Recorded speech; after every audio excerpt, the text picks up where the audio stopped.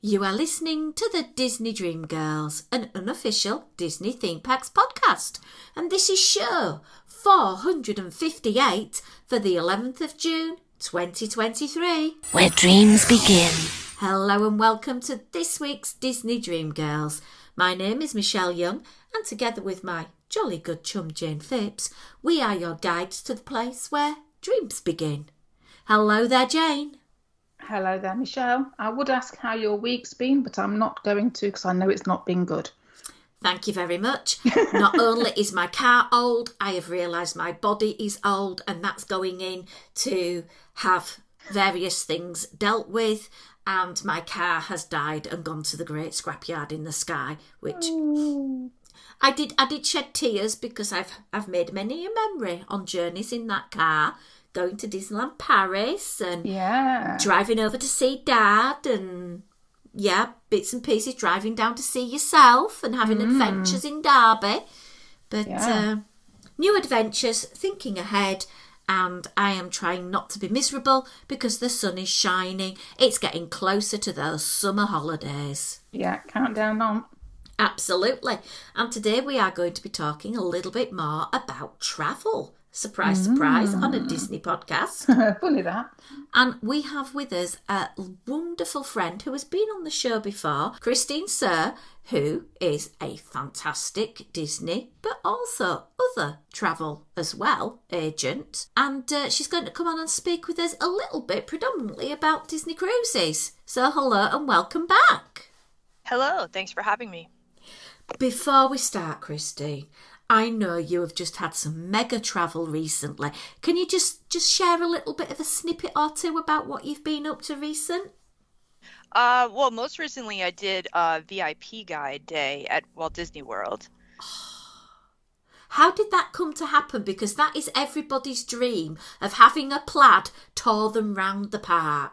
Yes, it actually was an incentive at work that I won. So I was very fortunate. I know. Can I just clarify, who do you work for and have they got any vacancies?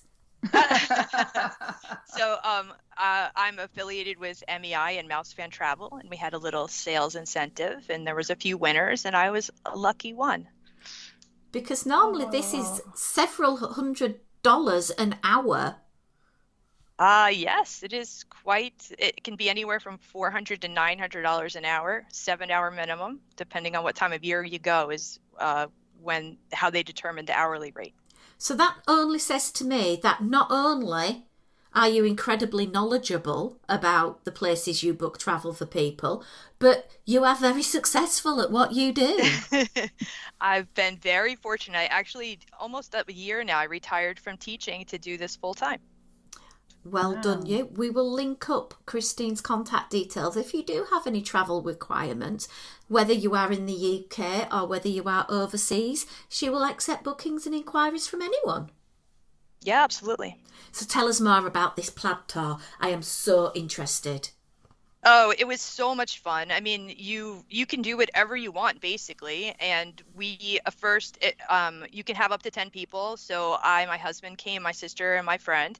And we first thought maybe we'll do 4 parks in a day because why not when you have someone who could take you around? But then we decided that we're too old for that ambitious of a day. So we decided to just do the Magic Kingdom and Hollywood Studios. So our guide was wonderful. He had a great sense of humor. He was an excellent planner. And when I go, I'm usually the one who's the planner. So I kind of know what everyone in my party wants to do. And then in my head, will be like, okay, we could do this, this, this, and try to make the most of the day. And it was just so great to have somebody else take care of that. And anytime we said, we'd like to do this, he always would say, done. And then he would just take us wherever we needed to go. And he also was great at pointing out, he quickly learned that we are all veterans of the park, so we kind of knew what we were doing. And he pointed out things that we could only do with him. So riding Haunted Mansion can only happen with him going in a back door. So we had our choice between doing the stretching room or skipping the stretching room, and which is what we skipped the stretching room, and we just went right in a back door right onto the ride. And another one, it sounds silly, but one of the perks of a guide is VIP guide guests are the only ones that can mobile order Starbucks. So it was, I Wow. while that we did have to pay for our own order, but he had it all planned out when we arrived in Hollywood Studios. He took our order and then he put us on the Mickey and Minnie's Railway. And when we came out, he was standing at the exit with our Starbucks. Oh my word, will he marry me? That's your idea of heaven, Michelle. Absolutely, to get on a ride and come out to greetings with Starbucks. I know. After we were done for the day, we every time we came out of the exit of a ride, we're like, "Where's Charlie?" Because we got so used to him just being there. Oh my word. Would you recommend this kind of thing if you really want to splurge on a particularly very special celebration, such as maybe a honeymoon, an anniversary, a proposal? I mean, yeah, absolutely. No waiting. Basically, you just go in the lightning lane on every attraction. It does take up to 10 people, so while it's still not inexpensive, if you did get a group together and you could share the cost, that would help that. And yeah, I mean, who doesn't want to like not wait all day? I mean, we even rides that are not a lightning lane, which a lot of them are now, but People Mover we wanted to do, and we walked by and even he looked at us like, "Woo, this line." It was at least a 40-minute line, and he walked us right around and opened up the chain, and we went right in front of everybody else up to the People Mover. Did you have people thinking you were a famous celebrity and taking paparazzi shots? No, no one took any photos. We might have gotten some looks when we skipped the line like that. When you go in the lightning lane, not many people notice, but that was definitely quite noticeable on the People Mover. So how many hours did you have the benefit of Charlie with you? We did the 7 hours. That's the minimum for the guide, and that was the part that was gifted to us.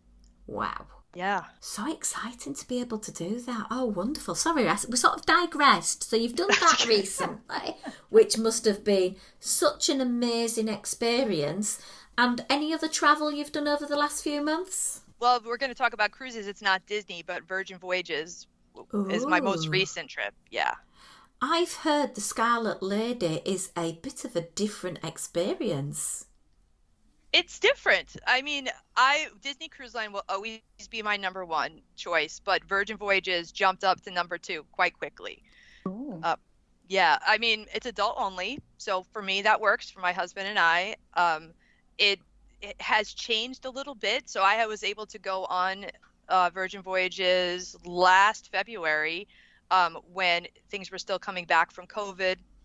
And the ship was only at 30% capacity, and they definitely have, like you said, looking for a different vibe, a little bit more risque, if you will, because it is adult only. And I think having just sailed again in May, they've toned that part a little bit down, and it just felt like a more just only adults on the ship. And there still were some things that were a little bit more adult, air quote, if you will, but not quite as much I felt as the first time I sailed on her. And the ship's beautiful. The food is amazing. That's what cruises are about. Yes. Yeah, you can't beat it. And just it's different. No main dining room. Everything's included. No specialty restaurants. There's 5 or 6 restaurants. You just make reservations wherever you want to go. Wow. Oh, very tempting. I have seen some of your photographs, and the red hammock on the veranda looks fantastic. Oh, the hammock. Yes, my favorite place. But what happens if there's 2 of you? I'm not sharing the hammock with anybody. Yes, that is a problem. That's called taking turns, Michelle. Turns? Hello? Well, I know, No. it's in the same vein as sharing, isn't it? I know. Share? No. So we've mentioned Disney briefly, and we will come back to Disney. Royal Caribbean, Norwegian and Celebrity are the other cruise lines you've been on. And what do you think are the best attributes of each individual cruise line? I think Royal Caribbean and Norwegian and Celebrity are all somewhat similar. I think Norwegian has the benefit of the fare includes a lot of perks like the beverage package and and some specialty dining meals and some shore excursion credits, whereas Royal Caribbean, it's going to be more a la carte. Your fare is not going to include all of that. And Celebrity, again, somewhat similar, a little bit elevated over Royal or Norwegian, and a little bit more adult oriented, I think. Noticing on here, there's a couple of cruise lines I don't see mentioned. Holland American and Princess. Have you any plans to go on those cruise lines? I don't as of yet. I would definitely like to do Princess. I'm not sure Holland is a great fit for my husband and I. Sometimes I travel for the experience as far as work, and sometimes, it is really just a vacation. Mm-hmm. So if the opportunity came up, I wouldn't say no, but we're definitely looking at Princess, especially for Alaska. Well, as you know, come August, I will be going on the Discovery Princess all the way up to Alaska via Seattle. And I will quite happily chat with you, because I imagine the Princess experience will be very different to the Disney experience, but also the price will be incredibly different as well. And I think for me, when I was sort of thinking, do I rebook the Alaska trip that I've had cancelled twice with Disney and pay X amount extra, or do I save those pennies and have more excursions on Princess? We shall see what happens. Yeah, I mean, I think that's whenever you're choosing a cruise, is it the destination or is it the ship that you're looking to enjoy the most? In Alaska, it's the destination. Absolutely. I am not going for a Disney fix. I am going to look at the scenery, the animals, have time with friends. And for me, I felt I was paying for the Disney bit when I didn't necessarily want the Disney bit on this particular itinerary. Yeah, totally makes sense. You've mentioned that you have sailed on all 5 Disney Cruise Line ships. We can't talk to you about cruising without hearing your thoughts on the Disney Wish. Yeah, sure. I went on the Disney Wish, just a 3-nighter, because I needed to just get on there because it was new, back in September. I know there's mixed reviews from different people. Myself, I loved it. As much as I've been on all the ships more than once, and I like the comfort of knowing where everything is and knowing exactly what I'm doing when I'm on board. But I also, my personality, I really like to do things that are different. And I liked that it was just completely different. In many ways, I wouldn't say 100%, but, very different experience, different layout. The first day, my sister and we got lost all the time, didn't know where we were going. We had to use maps. We had to double back sometimes to kind of figure out where we were. But in the end, I really liked some of the different things that were on that ship, especially for us, again, as adults only traveling. We liked that the lounges were kind of everywhere and not sort of all tucked down in an adult area. Specifically, we really enjoyed like the champagne bar, which was right outside the theater. So it was so nice to go to the show and then just come out and grab a drink there before heading to dinner. So yeah, I mean, overall, I liked the immersive part of the restaurants, that they were tucked back, which can make them a challenge to find initially, but they were very immersive once you were in there. And I think all the other Disney touches are still there. The atrium, which is now the Grand Hall on that ship, is gorgeous.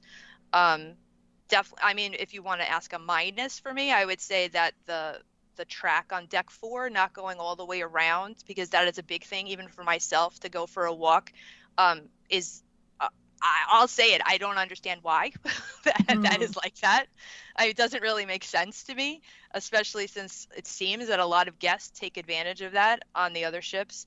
So that's a miss. And also the miss for me was that the Cove Cafe, the adult like coffee and the bar area, was way out of the way. So it was not easy to go there to get like a specialty coffee or something in the morning. So we ended up just not doing that because it was a little bit of a challenge to get to. Which is a shame, because I know on the Fantasy, it's right in the heart of the adult area, so you could have the bar or you could have the coffee.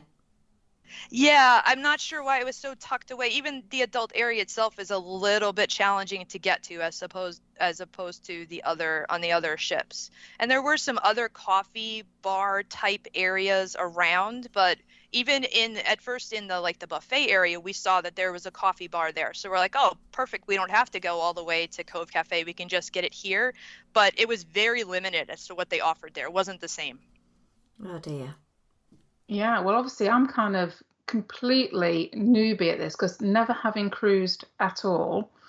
So not only is this my first Disney cruise, it's my first cruise completely ever. Because I can't really count. I mean, Michelle will understand this. A P&O ferry from Dover across to France doesn't really count, does it? No. No. And I did that as a teenager. And we won't say how old I am to realise how many decades ago that was. So I'm going on the Dream, sailing out of Southampton. It's a 7-night cruise.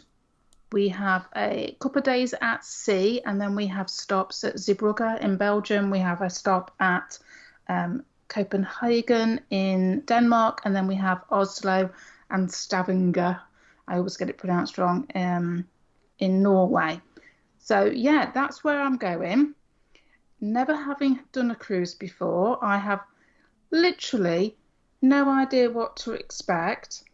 And the main reason that I think Simon and I decided we would go for a cruise was, well, no, there's two reasons. One, overtly desperate for Disney fix, obviously.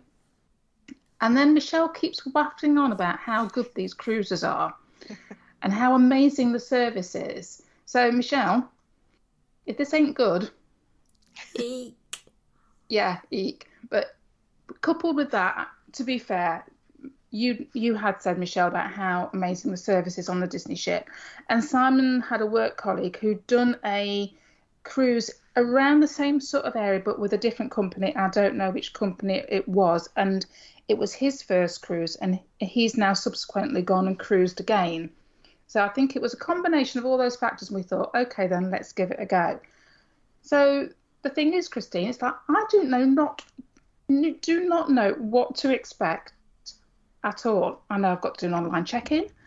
I know that there's rotational dining, but I don't really know what that means. I know that there's the cabanas. I'm interested in what the gym is, because both Simon and I like working out. Well, Simon does more than I do. I like the fact that I can walk around the ship, and I've got that walking track that you've just told me about. Mm-hmm. So, yeah, what do I need to know? Help. Well, I mean, first of all, the great thing about any cruise is you can do as much as you want, or you could do as much of nothing as you want. Yeah. So like on your sea days, if the weather is beautiful and you want to find a lounge chair and spend your day there, that's great. And if you like to do activities, there's always a lot of things to do on a Disney cruise. So I mean, number one is make sure you have the app. Yes, I've got that. Yeah, so it doesn't have much now except a cute little countdown for you. Yes. And some information, but that will be like you're going to need that your whole time on your cruise, because that'll have your schedule, the daily schedule, your rotational dining will be there. So once you get on board and you're on the Disney Wi-Fi, your app will show you where you're eating dinner each night. Right. Okay. So you'll have your table number and everything will all be in there. I mean, I think it's kind of fun now to be able to look ahead to your whole cruise. It used to be before the app, everything was on paper. So you didn't know the schedule for the next day until you got that the night before. Right. Okay. So now you'll be able to see everything for your whole cruise once you get on board and get on that Wi-Fi. That plays into the planning aspect of any Disney fan, doesn't it? Yes, for sure. You'll definitely also want to bring, do you know about the lights situation in the room? No. So for an energy saving device, in order for your lights and your air conditioning to work in your room, you have to put a card in a slot. And okay, yeah. The idea is so that you don't leave the room and leave everything on. Right. But the negative is if you put your actual room card in there, you stand a chance of locking yourself out of the room because it's easy to walk out and leave it. So you can bring any kind of card, like an old an old credit card, an old grocery store card, or if you go on Etsy, they sell these cute little light cards with a magnet. So you can just pop it out of that little slot, and the door there inside is magnetic, so you can just stick it on the door, and so it's always right there. So you don't lose it, don't lock yourself out. That's neat. Yeah, I always send my clients a light card and a lanyard, because as a first-time cruiser, you won't get a lanyard from Disney Cruise Line. So you want to have a lanyard to put your key card in there. Uh-huh. Just bear with me while I make notes. Lanyard, light card. Okay, carry on, Christine. Yeah. Other than that, really just planning what you want to do in your ports. I mean, Disney has excursions, or you can venture off on your own. Just with a Disney excursion, if you should run late, the ship won't leave without you. Whereas if you do an excursion or tour around on your own, it is a possibility if you could miss the boat. Yes, I have read that. Yes. I do think that Simon and I kind of are taking a bit of a laid back approach to it, with it being our very first cruise, and very much that element of, if we want to get off the boat, ship, I do keep saying boat and I get told off for it, then we will do. But if we don't, we're not going to worry too much about it either. I mean, I have looked at the ports that we're going to, and whilst Disney obviously do quite a lot of different excursions of different value, most of the ports are relatively close to walking distance to the main hub of things. So I think if we do venture off, I think it will be kind of under our own steam as such. But yes, I was very aware that if we don't get back in time, then it's on us and not on Disney. Yeah, absolutely. It does happen. You can go on YouTube and find lots of videos where it happens. What about, I mean, I have this image in my head of dining on cruise ships, and everybody gets dressed up and it's very formal and it's all kind of very glam, which I kind of like the sound of. Am I right in thinking it's not quite so much that's the case? It is definitely not like that anymore. It's more casual. There is always sort of a dress-up night, but it's very optional. So no ball gowns then? No, definitely not on Disney. We've been on like Royal Caribbean on formal night. We have seen full-on tuxedos and gowns. Not on us, but we have seen them on other guests. It does seem to be a massive bone of contention on some of the Facebook groups with cruising about the attire. And there is a dress code, as Christine alluded to, but it makes me laugh that some people are just like, no, we are going on a cruise and we are wearing a tuxedo and we expect everybody to wear a full ball gown and a tiara because this is how it should be done. This is cruising. And then other people are like, do you know what? I've just dropped $5,000 on this cruise and I will wear what I want. Well, I must admit, having taken Michelle's advice and joined the Facebook group for this particular cruise, there was actually a lady had asked a question in the last 24 hours was, how many outfits is everybody taking for the cruise? I'm thinking, oh, I've got to start thinking about outfits now, have I? It's like, no.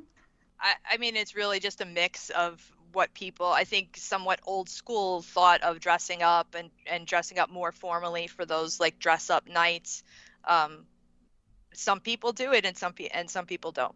Yeah, I think if it was a case of we were doing a cruise in a warmer climate where my day clothes would be shorts and t-shirts, but as we're going North Sea and north, and I know it's September and we could have nice weather, but I'm also very aware that we could be talking more, I suppose, UK autumn weather the further north we go. So I'm going to have to pack jeans and things to keep me warm and layers. So I might not have the room for all my ball gowns.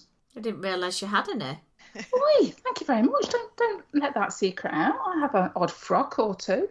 Have you thought about adult dining like Palo or Remy? I was thinking about it, and again, watching the Facebook group these last few days as the different levels of Castaway Club memberships came through.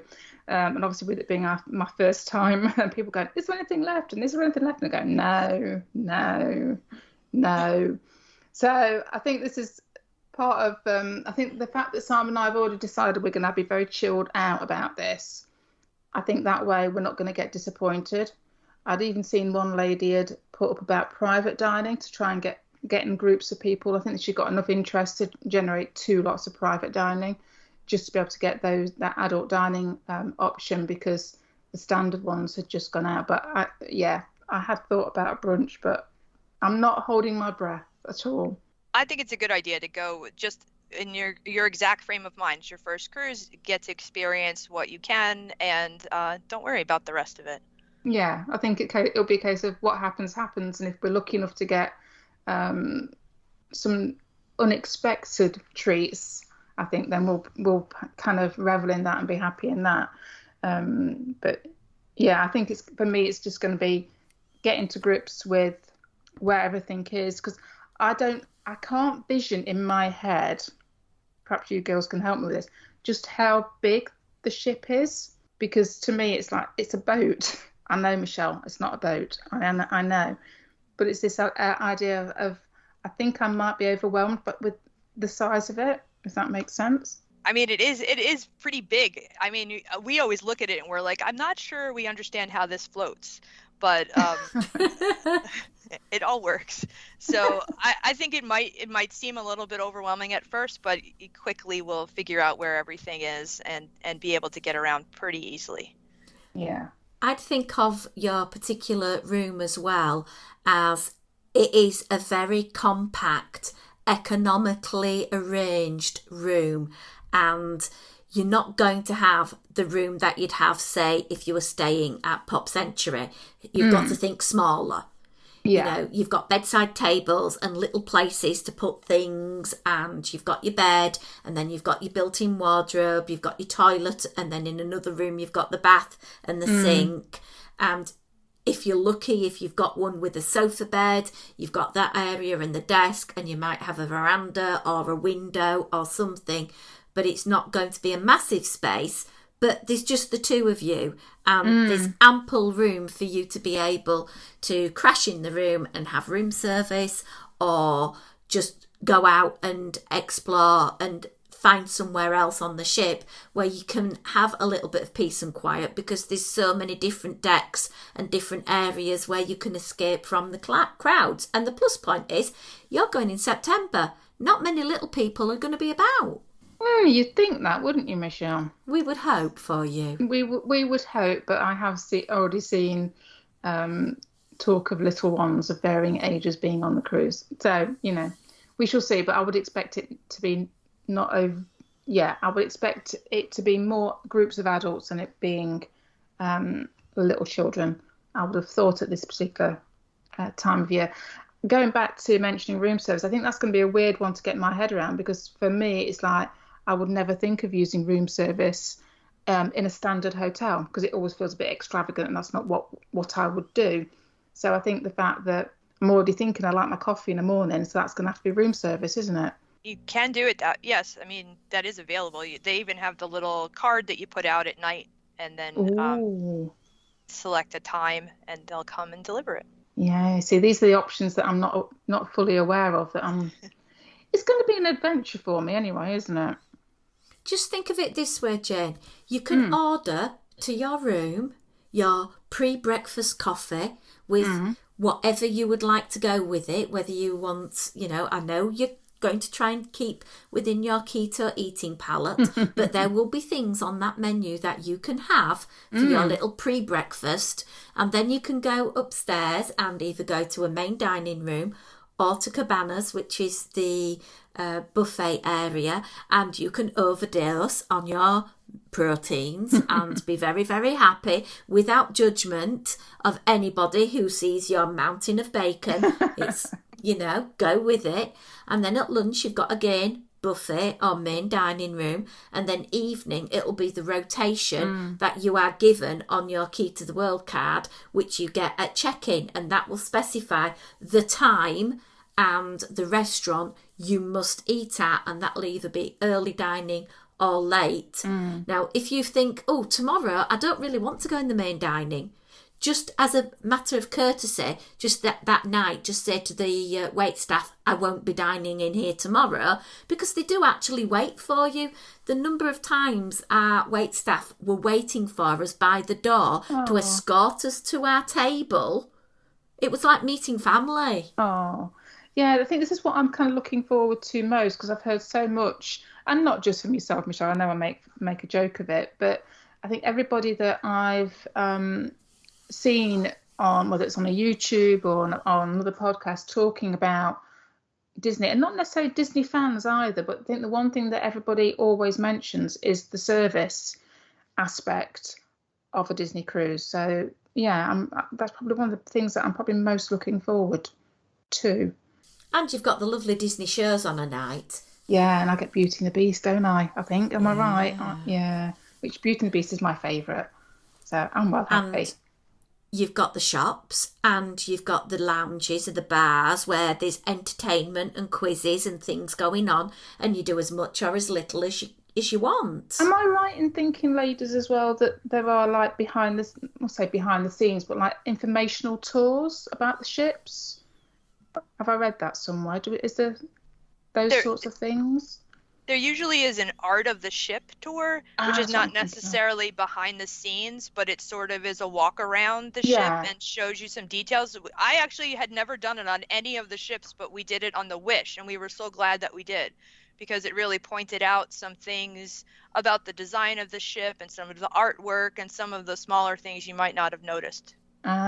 See, that's what intrigues me. I like all that sort of stuff. So that's going to be on our to-do list then. Highly recommend you check your navigator or ask at guest services on board when it's going to be, and then get there a good 15 minutes in advance. Cool. It might be different. I just know that on the Wish, the last time, it was actually something that you could, in the app, actually reserve. Oh, okay. So I'll keep my eye open on the app then for that. We went through, even though we were only a 3-night sailing, we actually sat in the port and we were able to get on the Wi-Fi because we were close enough. And we went through the whole app and just like reserved a whole bunch of things right there. Because see, there's another contentious issue. Wi-Fi on Disney ships, I've heard, is not the best. It is not the best, and it is not free either. Yeah, there's you're going to need to be on the ship's Wi-Fi, and that will allow you to access the navigator in the app and all of the information in the app. There is a chat feature in the app, which is hit or miss on it working. And then you can do iMessages. So if you're an Apple user and you have other Apple users not on board, you can do iMessages. That's complimentary. Unfortunately, I'm not. My daughter is, but I'm not. So, never mind. Yeah, other than that, it's their packages. I believe there's a very small amount of Wi-Fi data that is free if you sign up for it on the first night. But then after that, it's a pay per package. Right, and okay. You could do the free one. Just make sure you turn off all your notifications and log in and out of it on your web browser. Otherwise, it'll just suck it all up in minutes, and that'll be the end of it. And then that'll be it, yeah. And otherwise, wait till you get into port and do it that way. Yeah. Yes. Yeah. Cool. And then one other question, ladies, that going back to my experience, Michelle, on the P&O ferry going from Dover to Calais many, many years ago, seasickness. I am a little bit concerned about seasickness. Do I need to be concerned? Oh, it's so unpredictable. It's really, so weather dependent as to how much the ship moves around, and it also is very individual by person. I don't really get seasick as terms of being nauseous, but it gives me too much movement, gives me a headache. I usually just have some Dramamine with me, and if I start to feel the ship movement, I'll take a half of one and then see how it goes from there. What about you, Shell? My top tip would be to take an emergency first aid kit with you with things like antihistamines, paracetamol.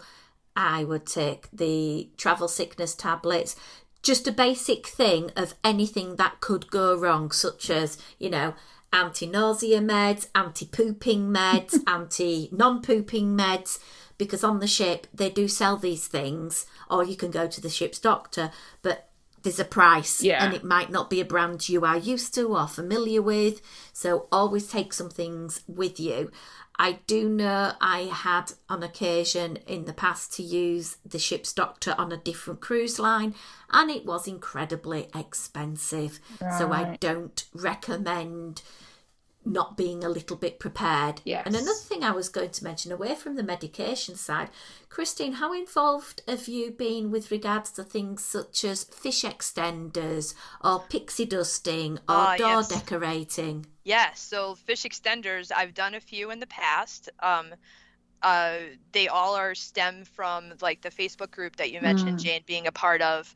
I've been on some cruises where that group had an extender, and an exchange for everything. There was an ornament exchange. There was a sock exchange. All different kinds of things beyond just the fish extender. But the basic concept is outside your room, there's a little fish that is really used for Disney Cruise Line to like leave messages or things like that. But what people have done is they create these like pocket, almost like a shoe holder, but Yeah. they're fancier than that. And you leave your pocket out there, and then everyone that's in your group has everyone's cabin numbers. And the concept is you go around and put little goodies in the other cabins who are part of your group, so that when you get back to your room, you have little goodies waiting for you as well. It's fun. I've done it twice. I don't really need to do it again.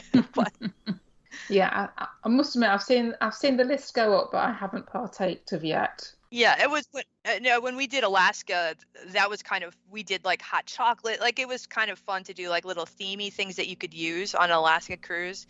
And then we did it one other time, really, because I went with my sister on a second cruise that was a regular Caribbean cruise, and she had never done one and wanted to do it. I would say my first cruise I didn't, and then on subsequent cruises it got bigger and bigger. So we had like a magnetic message board on the door, and we had pictures of past trips and a magnet saying our names and the cruise details. People go OTT with fairy lights, with all sorts, and the whole door and the wall next to it's completely covered in things. And then we did a lot of things where we'd taken a lot of our Halloween candy and just went round to people that we knew that were in our sort of pixie dust fish extender group, and just left some candies and bits and pieces. And I got some really nice things popped in my sort of fish extender that I did, but I also got some tat that stayed on the ship, which was a shame, really. Well, I think we are going to venture down the decorating the door route, having an artist to hand. I think Simon will be, under my guidance, designing some bits and bobs that we're going to make up ourselves, magnet, obviously, based. So we have talked about trying to Disneyfy what Simon and I are all about. So that's going to be an interesting process over the next couple of months to get those ready. Sounds about right. Christine, can you think of anything else that you'd give as advice to a newbie cruiser? I think we kind of covered everything. Just go relax, do what looks like fun, and enjoy the ship. Yeah, I would completely agree. Get involved as much as or as little as you want, and don't forget taking your swimsuit, Jane, because there are hot tubs. There are, and I think Simon and I probably the indulgence that we might partake in is potentially the rainforest spa area. That might be our little adult indulgence. Sounds a good plan. Mm.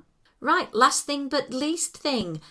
Christine, it's over to you, where people can get in touch with you via the old social media to contact, to chat, and find out more about the services you offer. Sure. I'm on Facebook. I'm Christine Surr. That's spelled SURH, Vacation Planner. And I'm also on Instagram at Vacations by Christine. Perfect. You can find us at DisDreamGirls on that there Instagram. Our website is disneydreamgirls.com. We also have a Patreon page, patreon.com/DisneyDreamGirls, where you can leave a few dollars as a thank you for us creating the show, and in return we give a range of benefits, mostly additional exclusive audio content. But anyway, until next week, it's a goodbye from me. And goodbye from me. Oh, yes, goodbye.